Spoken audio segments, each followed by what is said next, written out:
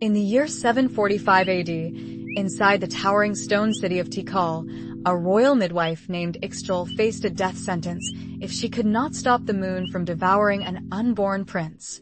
But this was not a simple labor.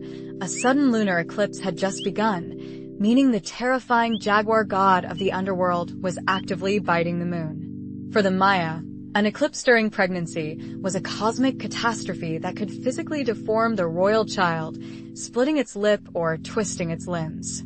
The king made the stakes brutally clear. If the heir to the throne was born with the marks of the eclipse, Ixchel would pay with her life. Ixchel had exactly 48 hours to perform a series of high-stakes rituals to shield the pregnant queen from the cosmic battle happening above. Her first move was to drag the screaming queen into the deepest, windowless room of the limestone palace to block out the cursed red moonlight. Every crack in the stone walls was stuffed with damp moss and woven cotton blankets to ensure not a single photon of the eclipse light could enter. But keeping the light out was only the beginning of this desperate cosmic defense strategy. According to Mayan astronomical science, the eclipse was a physical battle between the sun god and the Jaguar of the night sky. To assist the sun in this fight, Ixchel had to orchestrate a massive, deafening wall of sound from the palace courtyard. She ordered the royal guards and servants to beat giant wooden drums and blow into conch shell horns as loudly as possible. They even beat domestic dogs and shook ceramic rattles, believing the chaotic noise would frighten the celestial jaguar away from its prey. Inside the silent chamber, however, the pregnant queen was growing frantic as her contractions intensified under the stress of the booming noise outside. To soothe the queen and protect the unborn child, Ixchel prepared a vital protective amulet of obsidian and metal. She tied a sharp piece of black volcanic obsidian glass directly to the queen's stomach, placing it over her navel. Mayan doctors believed that highly reflective obsidian would act as a mirror, deflecting the eclipse's harmful cosmic rays away from the womb. But as the hours ticked by and the moon turned a deeper, blood-red color, the queen's labor stalled completely. This was a terrifying medical emergency, as a stalled labor meant the child was suffocating inside the spiritual grasp of the eclipse. To restart the labor, Ixchel had to brew a powerful, psychoactive tea made from the crushed roots of the snake plant.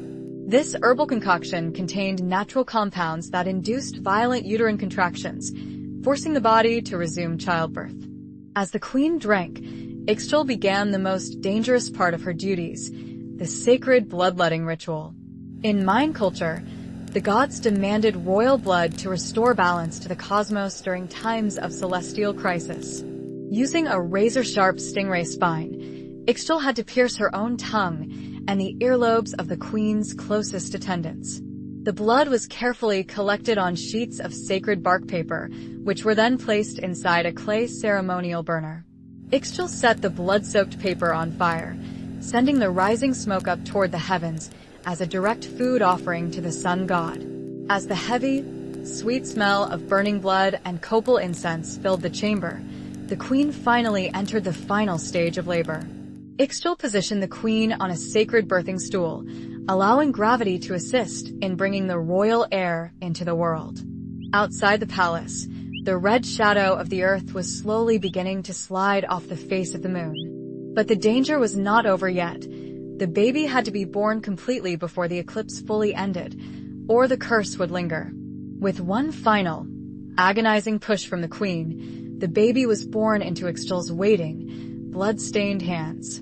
Ixchel immediately examined the newborn prince under the flickering torchlight, checking his lips, fingers, and toes for any physical deformities. To her immense relief, the boy was perfectly healthy, with no signs of the cleft lip that the Jaguar moon was known to cause. She quickly cut the umbilical cord using a brand new obsidian blade that had never been used for any other purpose. According to Mayan custom, the umbilical cord was then dried and saved, to be buried in the center of a sacred maize field. This burial tied the new prince's soul directly to the agricultural fertility of the Tikal kingdom he would one day rule. When Ixchel carried the healthy baby prince out to the palace balcony, the thousands of citizens gathered below erupted into cheers. The king stepped forward, his stern face softening as he saw his perfect son, and nodded to Ixchel, sparing her life. For her success, Ixchel was rewarded with precious jade beads and fine-woven cotton textiles, the highest currency of the Mayan elite. Yet, as she washed the blood from her hands, she knew that the next eclipse would bring another terrifying battle for survival. This desperate 48-hour struggle reveals that for the Maya, royal childbirth was never just a biological event, but a fragile diplomatic negotiation with a dangerous and living cosmos.